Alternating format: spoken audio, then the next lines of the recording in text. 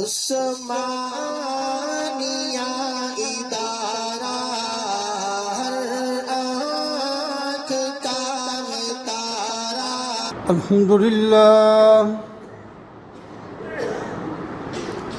الحمد لله وكفى والصلاة والسلام على سيد الرسل وخاتم الأنبياء. أما بعد فقد قال الله تبارك وتعالى في كلامه المجيد والفرقان الحميد: ولا تحسبن الذين قتلوا في سبيل الله أمواتا بل أحياء عند ربهم يرزقون فرحين بما آتاهم الله من فضله ويستبشرون بالذين لم يلحقوا بهم من خلفهم ألا خوف عليهم ولا هم يحزنون. وقال النبي صلى الله تعالى عليه وسلم: والذي نفسي بيده لوددت أن أقتل في سبيل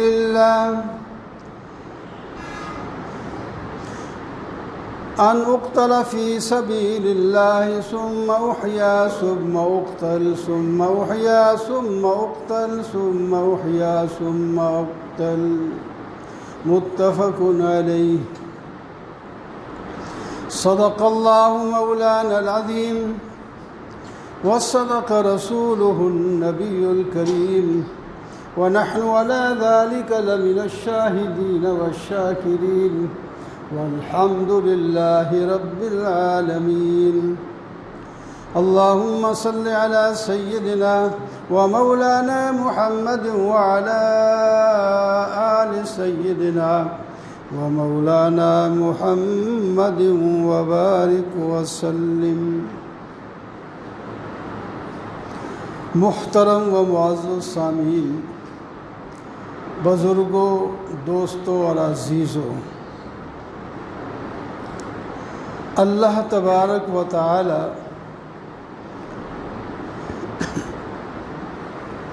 چوتھے پارے میں سورہ آل عمران میں فرماتے ہیں: ان لوگوں کو جو اللہ کی راہ میں شہید کر دیے جائیں انہیں مردہ خیال تک نہ کرو، وہ زندہ ہیں، ان اپنے رب کے ہاں زندہ ہیں اور ان کو رزق دیا جاتا ہے وہاں کے حساب سے جو روحانی غذا ہوتی ہے،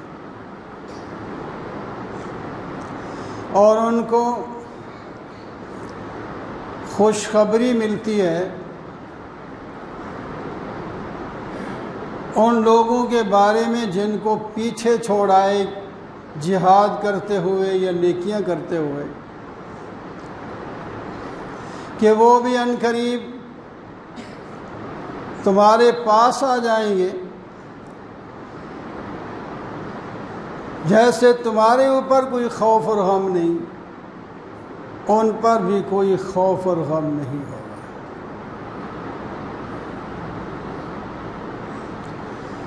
اور سیدنا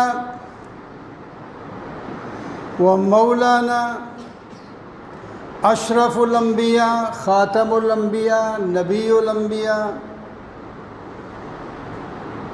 صلی اللہ علیہ وسلم قسم اٹھا کر فرماتے ہیں: مجھے اس ذات کی قسم ہے جس کے قبضہ قدرت میں میری جان ہے. ہر ایک کی جان کس کے قبضہ میں ہے؟ اللہ کی. انبیاء کی جان بھی اللہ ہی کے قبضے میں ہے. جہاں ہماری جان اللہ کے قبضے میں ہے، اولیاء، اصحاب کرام، انبیاء کی جان بھی اللہ کے قبضے میں ہے، فرشتوں کی جان بھی، جنوں کی جان بھی اللہ ہی کے قبضے میں ہے، اور باقی مخلوق تو پھر خود ہی سمجھ آ جاتی ہے، جب افضل مخلوق کی جان اللہ کے قبضے میں ہے تو گائے، بھینس، بھیڑ، بکری کی جان بھی تو اللہ ہی کے قبضے میں ہے۔ تو جس ذات کے قبضہ قدرت میں میری جان ہے، نبی علیہ السلام فرما رہے ہیں، میں اس کی قسم کھا کے کہتا ہوں کہ میں اللہ کی راہ میں شہید کر دیا جاؤں، میں اللہ کی راہ میں شہید کر دیا جاؤں، پھر زندہ کیا جاؤں، پھر شہید کیا جاؤں، پھر زندہ کیا جاؤں، اور جہاد کرتے کرتے پھر شہید ہو جاؤں، پھر زندہ کیا جاؤں، پھر جہاد میں لگ جاؤں، پھر شہید ہو جاؤں، اس پر بات ختم کر۔ تو اتنی اچھی چیز ہے اللہ کی راہ میں شہید ہونا، اللہ کی راہ میں اپنی جان پیش کرنا۔ نبی کریم صلی اللہ علیہ وسلم فرماتے ہیں قسم اٹھا کے کہ میں اللہ کے راستے میں شہید ہو جاؤں۔ مرنا تو سب نے، بستر پر کوئی مرے یا میدان جنگ میں مرے، لیکن جب کوئی میدان جنگ میں مرتا ہے اس کی دنیا میں بھی شان بڑھ جاتی ہے، آخرت میں تو ہے ہی ہے، دنیا والے بھی اس کے گن گاتے ہیں، فلانا شہید ہو گیا۔ شہادت اتنی اچھی چیز ہے۔ کیوں کہتے ہیں شہید کو شہید کیوں کہتے ہیں؟ اللہ، اس کی بھی علماء نے وجہ بیان فرمائی ہے۔ ایک تو اس کا وجہ یہ ہے کہ شہید بمعنی قتیل بمعنی مقتول، یہ شہید اللہ کے راستے میں قتل کر دیا گیا، اس واسطے اس کو شہید کہتے ہیں۔ دوسری وجہ یہ بیان فرماتے ہیں کہ سورہ توبہ میں اللہ تعالی نے تمام مومنین کی جان کو خرید لیا ہے۔ سورہ توبہ میں آیت ہے کہ اللہ تعالی نے تمام مومنین کی جان کو خرید لیا ہے اور معاوضے کے طور پر جنت عطا کر دی۔ ان اللہ اشتری من المؤمنین انفسهم واموالهم بان لهم الجنہ، پکی بات ہے اللہ تعالیٰ نے مومنین کی جان اور مال دونوں کو جنت کے بدلے میں خرید لیا ہے۔ یقاتلون فی سبیل اللہ، وہ اللہ تعالیٰ جان کو وصول کر کے اپنے پاس نہیں رکھتے، تم اپنے پاس ہی رکھو۔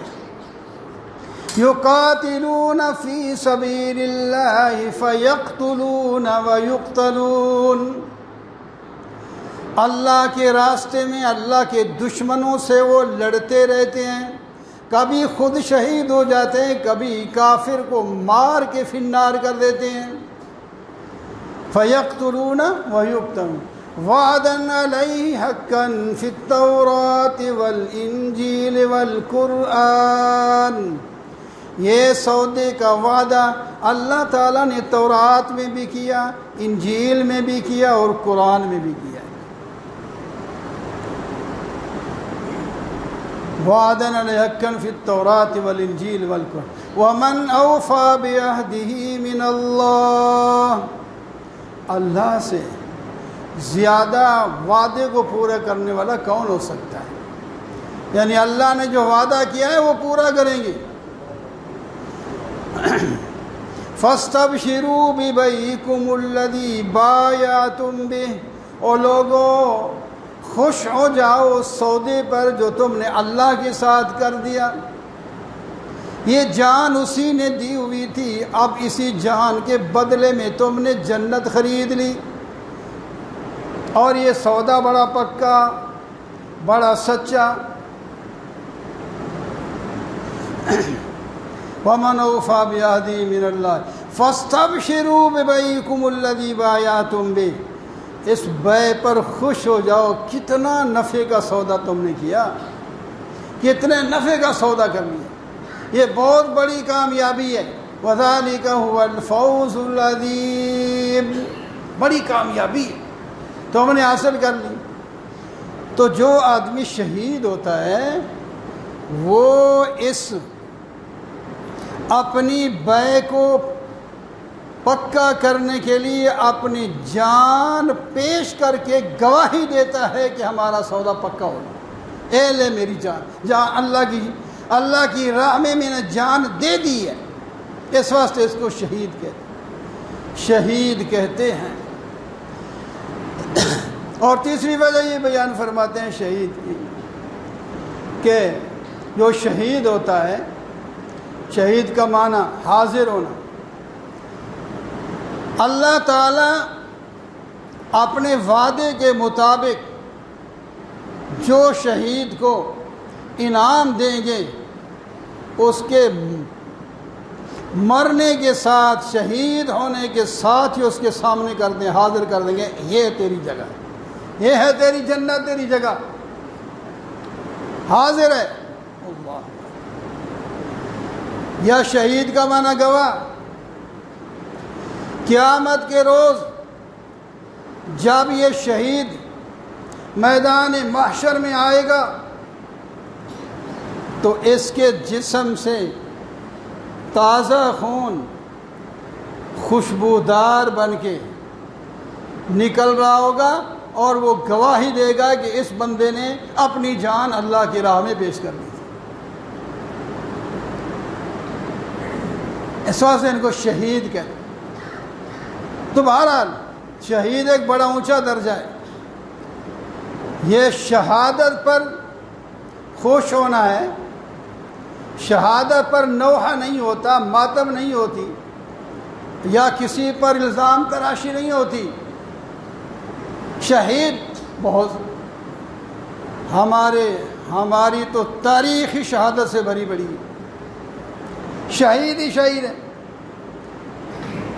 اور مانگ کے گئے ہیں شہادت. اتنی اچھی چیز ہے.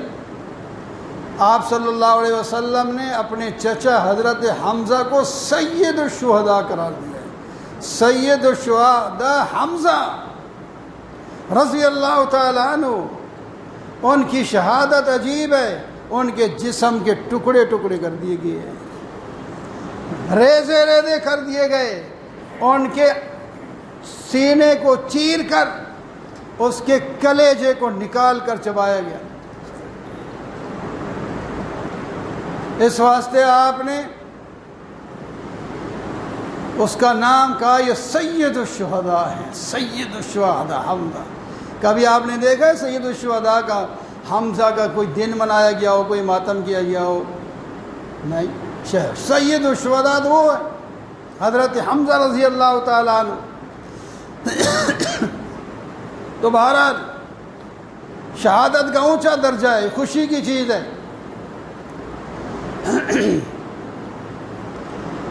اللہ. مزے کی بات یہ ہے جس نے حضرت حمزہ کو شہید کیا وہ بھی بعد میں مسلمان ہو گیا, وہ بھی مسلمان ہو گیا. اور دیکھو آپ کی بردباری, جب آپ کے رشتہ دار کو, عزیز کو, بھائی کو, کسی کو بھی کوئی مارے تو آپ اس کو برداشت تو نہیں کر سکتے کہ میں بھی اس کی جان جب تک نہیں لوں گا مجھے چین نہیں آئے گا.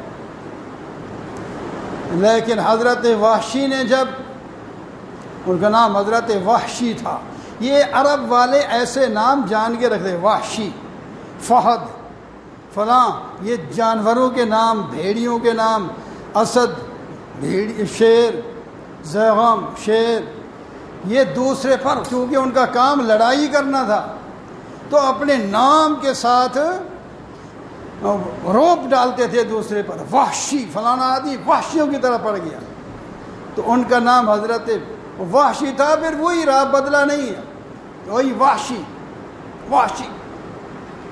تو آپ صلی اللہ علیہ وسلم نے فرمایا ایمان تو تیرا ہی قبول ہے، پڑھ لے کلمہ، جا جنت میں ہمارے ساتھ، لیکن صرف اتنی مہربانی کرنا جب میری مجلس میں آئے تو ذرا سامنے نہ بیٹھا دے، ذرا ایک طرف ہو کے بیٹھنا، مجھے سارا وہ منظر یاد آ جاتا ہے اپنے چچے کی شہادت کا، تاکہ وہ غم تازہ نہ ہو جائے۔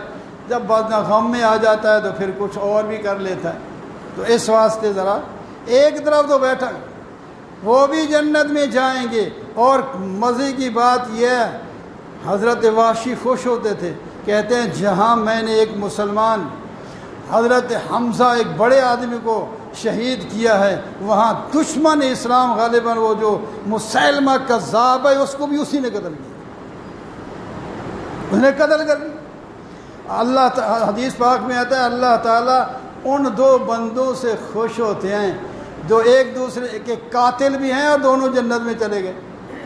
یہی حضرت حمزہ شہید ہو گئے پہلے، اور قتل کرنے والا کافر تھا وحشی، حضرت وحشی، پھر وہ مسلمان ہو گیا۔ اب وہ مسلمان ہونے کے بعد وہ صحابی بھی بن گیا، اونچے درجے میں آ گیا، یہ بھی جنت میں جائے گا، حضرت حمزہ بھی جنت میں جائیں گے۔ اللہ اکبر۔ تو یہ شہادت ایک بہت بڑا درجہ ہے، اونچا درجہ ہے۔ اللہ تعالیٰ جس کو نصیب فرمائے اس کے بھلے قسمت ہے، اس پر رونا چیخنا ماتم کرنا یہ درست نہیں ہے۔ دیکھو نا، کوئی ویسے بھی مر جائے، اپنا رشتہ دار قریبی، غم تو ہوتا ہے، آنسو نکالو بے شک، کوئی بات نہیں، اس میں رونا بھی ہوتا ہے۔ حضرت نبی علیہ الصلوۃ والسلام کے صاحبزادے جب حضرت ابراہیم وفات پا گئے تو آپ کی آنسو سے آنسو جاری تھے۔ صحابہ نے عرض کیا حضرت ہمیں تو آپ صبر کا کہتے ہیں، تو آپ کی آنکھوں سے آنسو جاری ہیں؟ فرمایا ہاں، یہ اس کا اور میرا جو تعلق ہے اس کا اظہار ہو رہا ہے۔ وہ بیٹا ہے، میں باپ ہوں، باپ کو بیٹے کی جدائی کا غم تو ہوتا ہے، اور اس کے ایک تعلق کا اظہار ہو رہا ہے۔ باقی میری زبان سے کوئی ایسی بات نہیں نکلے گی جس پر اللہ ناراض ہو جائے، میں منہ سے کوئی ایسی بات نہیں کروں۔ آنکھوں سے آنسو جاری ہونا یہ تو ایک فطرتی چیز ہے، اس سے غم ذرا کم ہوتا ہے۔ ایک آدمی اپنے آپ کو اس طرح قابو کرے، غم کو اندر کڑتا رہے تو بیماریاں لگ جاتی ہیں اس کو آنسو بہا کر اس کو غم کو کم کر دے، اس کا حق بھی ہے، اس کا بھی حق ہے مرنے والے کا کہ میرے ساتھ ان لوگوں کا تعلق ہے، میرے جانے پر ان کو غم ہو رہا ہے، رشتے رو رہے ہیں۔ بہرحال لیکن نوحہ کرنا حرام ہے، پیٹنا نہ، یہ وہ حرام ہے۔ تو شہید کو تو بڑے اونچے درجے ملتے ہیں، اور خاص کر یہ محرم ہے، ہماری سال کا پہلا مہینہ ہے، اس کے پہلے دن جو شہید ہوئے ہیں حضرت عمر رضی اللہ تعالیٰ عنہ، ابھی جس کے بارے میں سن رہے تھے، جس کے بارے میں نبی علیہ السلام نے فرمایا ان اللہ جعل الحق علی لسان عمر وقلبہ، اللہ تعالیٰ نے عمر کی زبان اور دل پر حق رکھ دیا ہے۔ فرمایا جس دن حضرت عمر رضی اللہ تعالیٰ عنہ شہید ہوئے، یہ ایمان لائے، اس دن حضرت جبرائیل نبی علیہ الصلوۃ والسلام کو مبارکباد دیتے ہیں اور فرماتے ہیں فرشتے آسمان کے سارے عمر کے ایمان پر خوش ہو رہے ہیں۔ اتنی چیز، اور آپ صلی اللہ علیہ وسلم نے فرمایا جس راستے میں ہمیں تو شیطان پھنسا لیتا ہے، جس راستے سے حضرت عمر گزر رہے ہو شیطان ادھر بھاگ جاتا ہے، ادھر عمر آ رہا ہے، ادھر عمر آ رہا ہے، عمر سے شیطان بھی اتنا ڈرتا ہے۔ آپ صلی اللہ علیہ وسلم نے فرمایا لو کان من بعدی نبی لکان عمر، اگر میرے بعد کوئی نبی ہوتا تو عمر ہوتے، لیکن نبوت کا دروازہ بند ہے، میرے بعد کوئی نبی نہیں آئے گا۔ اللہ بڑے فضائل ہیں، اور ان کے بارے میں کوئی غلط باتیں کرنا یہ تو درست نہیں ہے۔ اس طرح 10 تاریخ کو حضرت حسین رضی اللہ تعالیٰ عنہ شہید، یہ سارے نبی علیہ السلام کے خانوادے کے، حضرت عمر نبی علیہ السلام کے کیا لگتے ہیں؟ ایک تو وزیر ہیں، آپ صلی اللہ علیہ وسلم نے فرمایا میرے 2 وزیر آسمان میں ہیں، جبرائیل و میکائیل، اور 2 وزیر میرے زمین پر ہیں، ابو بکر و عمر۔ اور دوسرا کیا ہے؟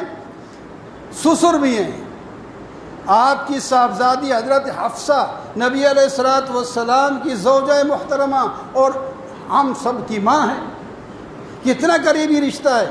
اور پھر آگے قریبی اس رشتے کو اور جوڑنے کے لیے حضرت حسین کی بہن حضرت ام کلثوم رضی اللہ تعالیٰ عنہ، ان کے ساتھ نکاح ہوا حضرت علی اور حضرت فاطمہ تو پہلے وفات پا چکی تھی شادی سے پہلے، شادی بعد میں ہوئی ہے، اور یہ سنیوں اور شیعوں سب کی کتابوں میں یہ موجود ہے کہ حضرت عمر رضی اللہ اور فرمائے مجھے عورتوں کی کمی نہیں ہے، نہ مجھے اور اب عورت شادی کی ضرورت ہے، میں تو نبی علیہ الصلوۃ والسلام کے ساتھ رشتے کو زیادہ سے زیادہ جوڑنا چاہتا ہوں۔ آپ کی نواسی کے ساتھ جب اب نواسی کے ساتھ نکاح ہو گیا تو اس طرح کیسے عجیب عجیب رشتے ان صحابہ کرام کے نبی علیہ الصلوۃ والسلام کے ساتھ تھے کہ میں نے حضرت عمر فرماتے ہیں میں نے سنا سارے رشتے ٹوٹ جائیں گے، لیکن قیامت کے دن وہ رشتہ نہیں ٹوٹ جائے گا نبی علیہ السلام کے ساتھ وابستہ ہو گیا۔ اس واسطے میں اپنا زیادہ سے زیادہ جوڑ نبی علیہ الصلوۃ والسلام سے کرنا چاہتا ہوں۔ تو حضرت حسین رضی اللہ تعالیٰ عنہ بھی بڑے اونچے درجے کے ہیں، صحابی بھی ہیں، نبی علیہ السلام کے نواسے بھی ہیں، ان کے بڑے۔ فرمایا یہ میرے 2 حسن حسین جنت کے پھول ہیں، اور دوسری جگہ فرمایا سیدہ شباب اہل جنت الحسن والحسین، اور میری جنت کے جو ہے اپنا جنت کے نوجوانوں کے سردار حسن اور حسین ہوں گے، ان کے بھی بڑے فضائل ہیں۔ 61 سال کی عمر پائی ہے، انہوں نے اسلام کے اندر بڑے کارنامے انجام کیے، وہ نمازی تھے، وہ حافظ تھے، وہ داڑھی والے تھے، وہ روزہ رکھتے تھے۔ ان کی یاد منانی ہے تو یہ وعدہ کریں ہم قرآن کے حافظ نہیں بن سکے تو بچوں کو بنائیں گے، ہم نمازیں 5 وقت کی پڑھیں گے، ہم ہر کام حق والا اس میں جان دینی پڑے تو جان بھی دے دیں گے۔ تو یہ کسی کی یاد منانے کا، اور اس کے کارنامے، اس کے جو ہے کام، ان کو لے کر جناب چلے آدمی تھے، یہ محبت کی وجہ ہے۔ تو بھاری حضرت عمر ہوں، حضرت حسین ہوں، حضرت حسن ہوں، یا کوئی کتنے لوگ ہیں، یہ سب ہمارے محترم ہمارے آقا ہیں، ہم سب کی عزت کرتے ہیں۔ اللہ تعالیٰ ان کے ساتھ ہمیں بھی جوڑ کر جنت میں لے جائے۔ وَأَقُولُ قَوْلِي هَٰذَا وَالْحَمْدُ لِلَّهِ رَبِّ الْعَالَمِينَ۔